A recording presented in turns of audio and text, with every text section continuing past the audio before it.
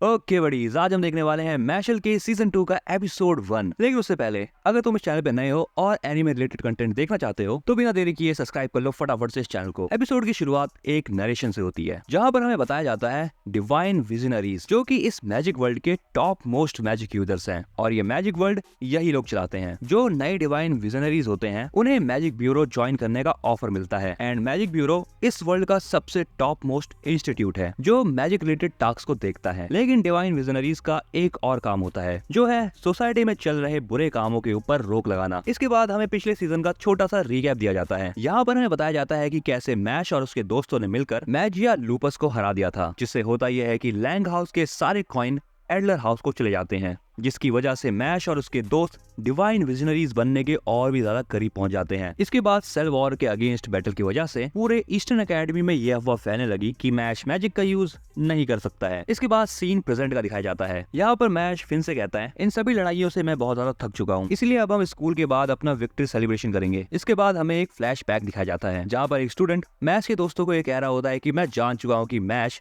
Magic का use नहीं कर सकता और अब मैं ये चीज जाके सभी टीचरों को बताने वाला हूँ। लेकिन यहाँ पर मैश के सभी दोस्त उस लड़के को ये कन्विंस कर रहे होते हैं कि मैश मैजिक का यूज कर सकता है और ऐसा वो 4-5 बार कहते हैं। अब यहाँ पर प्रेजेंट में फिन मैश से कुछ बात कर ही रहा होता है कि तभी एक लड़का चिल्लाता है, ओए मैश, क्या ये सच है कि तुम मैजिक का यूज नहीं कर सकते? बट यहाँ पर मैश उस लड़के को थोड़ी देर देखता है और उसे बोलता है, तुम क्या बात कर रहे हो, मैं बिल्कुल मैजिक का यूज कर सकता हूँ। और यहाँ पर मैश रिपीट मोड में बार बार यही बात कह रहा है कि मैं मैजिक का यूज कर सकता हूँ। मैश की हालत देखने के बाद वो लड़का सोचता है कहीं ये मैश पागल वागल तो नहीं हो गया। मैश को ये चीज बोलनी है सबके सामने, ये चीज उसी के दोस्तों ने सिखाई थी। लेकिन उसके सामने जो लड़का खड़ा था वो बोलता है, तुम झूठ मत बोलो, तुम्हारे बारे में पूरे स्कूल में यह अफवाह उड़ रही है कि तुम मैजिक का यूज नहीं कर सकते। बट ये चीज सुनने के बाद फिन मैश को वहां से लेके चले जाता है। फिन को वहां से जाता देख के वो लड़का कहता है, तुम जानते हो ना फिन, एक नॉन मैजिक यूजर को बचाना क्राइम कहलाता है और अगर तुम इसकी मदद करते रहे तो तुम भी इसके साथ स्कूल से बाहर निकाल दिए जाओगे। ये सुनकर फिन रुक जाता है और उसे रिप्लाई देते हुए कहता है, तुम अपनी बकवास बंद करो और अपने काम से काम रखो। यहाँ पर जैसे ही फिन पीछे मुड़ता है वो ये पाता है कि वो लड़का जमीन पर पड़ा हुआ है। वो यहाँ पर ये सोच ही रहा होता है कि अभी अभी हुआ क्या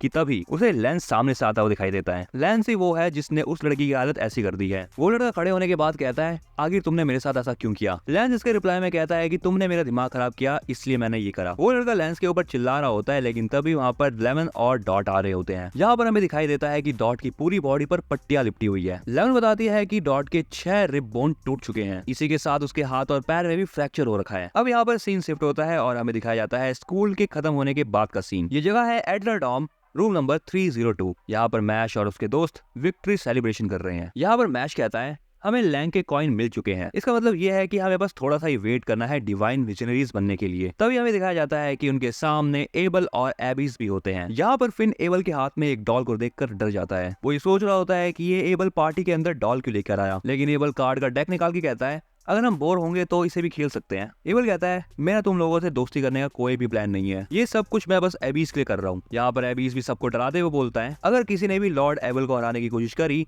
तो मैं उसको मार दूंगा। ये सुनने के बाद फिन की और ज्यादा हालत खराब हो जाती है और वो बोलता है, ये पार्टी एकदम बेकार है। लेमन एबीस के पास जाके कहती है, तुम ऐसी बातें मत करो, ये लो चाय पियो। एबीस लड़कियों के साथ बात करने में अच्छा नहीं है, इसलिए वो लेमन के साथ कंफर्टेबल फील नहीं करता। ये बात लेमन को एबल बताता है। तभी हमें दिखाया जाता है कि दूसरी तरफ लव खाने को ठूसे जा रही है। लव को ऐसे खाता हुआ देखकर फिन दोबारा से शॉक हो जाता है। यहाँ पर लेमन भी मैश को क्रीम पफ खिलाने की कोशिश करती है लेकिन मैश बोलता है, ये सब ठीक है लेकिन मैं अपने आप भी खा सकता हूँ। लेकिन जैसे ही लेमन क्रीम पफ को पीछे करती है उसके चम्मच में से क्रीम पफ गिर जाता है। लेकिन क्रीम पफ जैसी जमीन से टकराने वाला होता है उससे पहले ही मैश इतनी जोर से हवा को अंदर खींचता है कि सीधा क्रीम पफ उसके मुंह में चला जाता है। लेमन ये चीज देखती है और बार बार क्रीम पफ को जमीन पे गिराने की कोशिश करती है, बट बार बार जमीन पर क्रीम पफ गिरे उससे पहले ही मैश उसे खा जाता है। तभी फिर लेंस को कहता है, तुम लड़ाई के बीच में कहाँ गायब हो गए थे? लेंस उसको बताता है कि लैंग डॉम के एक आदमी से लड़ने के बाद वो डेथ रो इनमेट नाम के ग्रुप से लड़ने लग गया था। लेंस उन्हीं से लड़ रहा था कि तभी वो लोग लड़ाई को बीच में ही छोड़ के चले गए। फिर लेंस की बात सुनने के बाद फिर से डर जाता है। वही सोचता है कि बेसमेंट में डेथ रो इनमेट क्या कर रहे हैं। इसके बाद जब फिन अपने साइड में देखता है उसे दिखता है कि एबल और एबिस आपस में ही कार्ड खेल रहे हैं और वो सोचता है कि जैसी एक पार्टी होनी चाहिए थी वैसी ये पार्टी तो बिल्कुल भी नहीं है। अगले सीन में हमें दिखाया जाता है कि एबिश और मैश अकेले बैठकर आपस में कुछ बात कर रहे हैं। एबिश मैश को कहता है कि मुझे यहाँ पर बुलाने के लिए शुक्रिया, लेकिन मैं तुम्हें एक वार्निंग देना चाहता हूँ। इनोसेंट जीरो ग्रुप वाले तुम्हें ढूंढ रहे हैं। एबिश ये भी कहता है कि इनोसेंट जीरो एक ऐसा ग्रुप है जो कि पूरे मैजिक वर्ल्ड में बहुत बुरे काम करता है और वो अकेडमी में हाई मैजिक पावर वाले लोगों को ढूंढते हैं। एबिश ये भी बताता है कि एबल ने इनोसेंट जीरो वाले लोगों की मदद की थी, जिसके बदले में एबल को और भी ज्यादा पावर मिली और एबल के चेहरे पर जो थर्ड लाइन है वो आर्टिफिशियल है। यहाँ पर दूसरी तरफ फिन एबल को छोड़ने के लिए जाता है, जिसके बाद एबिश फिर से बताना शुरू करता है कि जिनके पास एक्चुअली में 3 लाइनें होती हैं वो बहुत ज्यादा खतरनाक मैजिक यूजर होते हैं और एबल ने ये तीसरी लाइन इसलिए ली ताकि वो और भी ज्यादा कॉइन कमा पाए। लेकिन लॉर्ड एबल एक ऐसी दुनिया बनाना चाहते हैं जहाँ पर सभी लोग शांति से रहें। अब यहाँ पर एबिश मैश को शुक्रिया करता है एबल को रोकने के लिए और ये भी कहता है कि उसे मैश के ऊपर पूरा भरोसा है कि वो ऐसी दुनिया बना पाएगा। एबिश की इतनी सारी बातें सुनने के बाद मैश बस उसको ओके कहता है। तभी हमें वो पहले वाला लड़का दिखाई देता है। वो गेट के बाहर खड़े होकर एबिश और मैश की सारी बातें सुन लेता है, लेकिन वो एबिश को मैश के साथ देख के शॉक हो जाता है। वो सोचता है कि लैंगडोम का सेकंड स्ट्रॉन्गेस्ट मेंबर इसके साथ क्या कर रहा है। वो अंदर ये सब कुछ देख ही रहा होता है कि तभी उसके पीछे एबल आ जाता है। एबल उसको देखकर कहता है तुम यहाँ पर क्या कर रहे हो। एंड अब इस जगह पर एबल को भी देखकर उसका दिमाग खराब हो जाता है और वो फटाफट से वहां से भाग जाता है। अब यहाँ पर लेमन एबिश से पूछती है तुम दोनों क्या बातें कर रहे हो, बट यहाँ पर फिर से लेमन को देखकर एबिश की हालत खराब हो जाती है। तभी यहाँ पर एक आउल आता है और मैश को एक चिट्ठी पकड़ाता है। मैश जैसे उस चिट्ठी को खोलता है एबिश और लेमन उसको देखकर शॉक हो जाते हैं, क्योंकि उस चिट्ठी में लिखा होता है कि मैश को कल मैजिक ब्यूरो वालों ने बुलाया है। अब अगला सीन होता है मैजिक ब्यूरो का। यहाँ पर एक बूढ़े आदमी को दिखाया जाता है जो मैश को बोलता है कि वो लोग मैश के ऊपर इंक्वायरी कर रहे हैं, क्योंकि उन्हें ये बात पता चली है कि मैश मैजिक का यूज नहीं कर सकता। वो बूढ़ा आदमी ये भी बताता है कि गॉड ने ये दुनिया बनाई है और ये दुनिया बहुत खूबसूरत है, साथ ही में इस दुनिया का मैजिक भी, लेकिन इस दुनिया की खूबसूरती को तुम्हारी एग्जिस्टेंस से खतरा है। तुम बेकार हो एक कीड़े की तरह, इसलिए तुम्हें जितनी जल्दी हो सके उतनी जल्दी मार देना चाहिए। इस पर मैश कहता है कि जरूरी नहीं कि हर चीज परफेक्ट चले। मैश की ये बात सुनकर वो बूढ़ा आदमी खड़ा होकर बोलता है ये चीज तुम डिसाइड नहीं कर सकते। तभी हमें दिखाई देता है कि उस बूढ़े आदमी के बगल में भी एक आदमी बैठा है। वो आदमी कहता है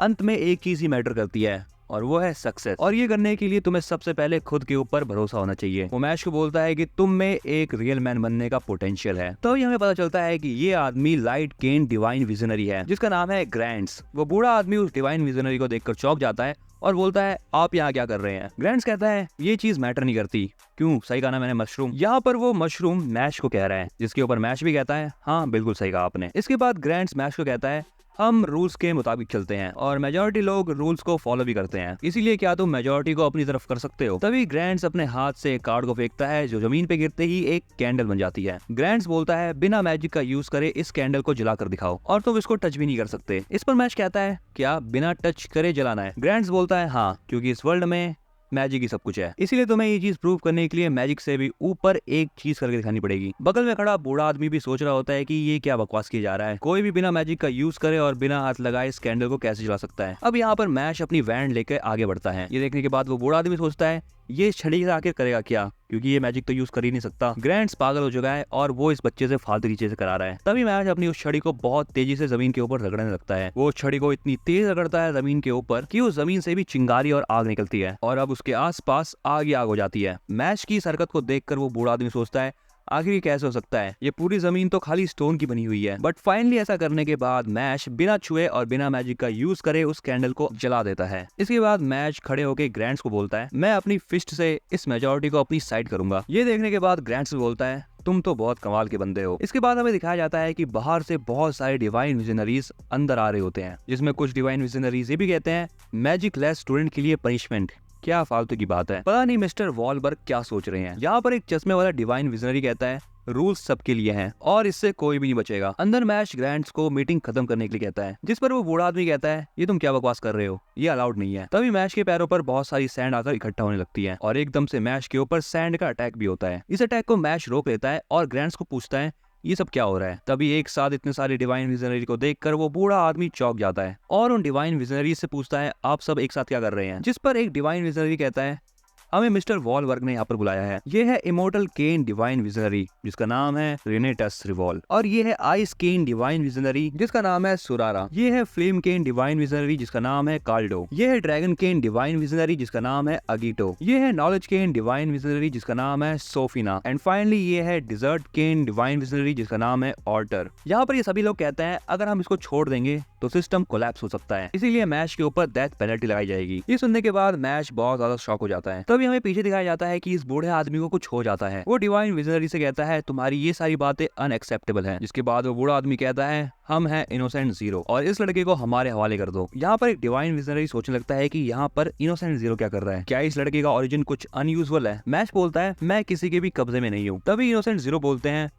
हम सीरियस हैं और ये देखो प्रूफ। तभी हमें दिखता है कि इस बूढ़े आदमी के ऊपर एक मैजी पैरासाइट है। हमें बताया जाता है कि मैजी पैरासाइट एक बहुत खतरनाक क्रिएचर होता है जो कि ह्यूमन को होस्ट बनाकर उसका माना कंज्यूम करता है और अगर इसको कोई निकालने की कोशिश करता है तो ये उसी को ही अपना होस्ट बना देता है। ऊपर बैठा हुआ ग्रैंड से बोलता है तो तुम यहाँ पर वॉर डिक्लेयर करना चाहते हो मैजिक ब्यूरो के अगेंस्ट, और वो नीचे आकर कहता है चलो मैं इस मैजिक पैरासाइट को हटाता हूँ। लेकिन तभी यहाँ पर एक लड़का ग्रैंड्स को ये करने के लिए मना करता है। ग्रैंड्स बोलता है ये काम मैं नहीं करूंगा तो कौन करेगा। ग्रैंड्स उस लड़के से बात कर ही रहा होता है कि तभी मैश उस मैजिक पैरासाइट को हटा देता है। ये देखकर ग्रैंड्स शॉक हो जाता है और तभी वो मैजिक पैरासाइट मैश के मुंह में चले जाता है। वो लड़का मैश को कहता है आगे तुमने सुना नहीं था क्या जो मैंने कहा, बट तभी मैश उस मैजिक पैरासाइट को थूक देता है और तभी उस मैजिक पैरासाइट का रबड़ भी बना देता है। ये चीज देखने के बाद वो लड़का शॉक में चले जाता है और सोचता है कि आखिर ये हो कैसे सकता है। मैश कहता है मैंने इसको अपनी टंग से बना दिया। जिसके बाद वो उस बूढ़े आदमी को आराम से सीढ़ियों के ऊपर बैठा देता है। इसके बाद मैश कहता है तो फिर चलो ये केस क्लोज हो गया ना, एंड वो वहाँ से जाने लगता है। लेकिन तभी डेजर्ट किंग कहता है मामला अभी तक सॉल्व नहीं हुआ, तुम्हें ये बात समझ नहीं आती, तुम मैजिक का यूज नहीं कर सकते इसलिए तुम्हारे ओपिनियन की कोई भी रिस्पेक्ट नहीं होगी। मैश कहता है चलो मैं यहाँ से कहीं नहीं जाने वाला, और ये कहने के बाद वो अपने पैरों को जमीन के अंदर गाड़ लेता है। ये सब देखने के बाद वो डेजर्ट किंग कहता है तुम बच्चे हो गया जो ये सब कुछ कर रहे हो। इसके बाद डिवाइन विजनरी अपना मैजिक का यूज करके मैश के पीछे आ जाता है एंड उसके ऊपर हमला करने वाला होता है, लेकिन ग्रैंड्स उसको अपने मैजिक से रोक देता है। And light can desert king को कहता है तुमने अभी तक मेरे ओपिनियन को सुना ही नहीं। अब यहाँ पर ये दोनों आपस में बहस करने लगते हैं, लेकिन तभी वहाँ पर मिस्टर वॉलबर्ग आ जाते हैं। अब इनके आते ही मैश के साथ क्या होगा ये बात हमें एपिसोड 2 के अंदर पता लगेगी। तो उसके लिए तुम फटाफट से इस चैनल को सब्सक्राइब कर लो और अगर तुम्हें ये वाली एक्सप्लेन वीडियो पसंद आई है तो उसको लाइक करना मत भूलना।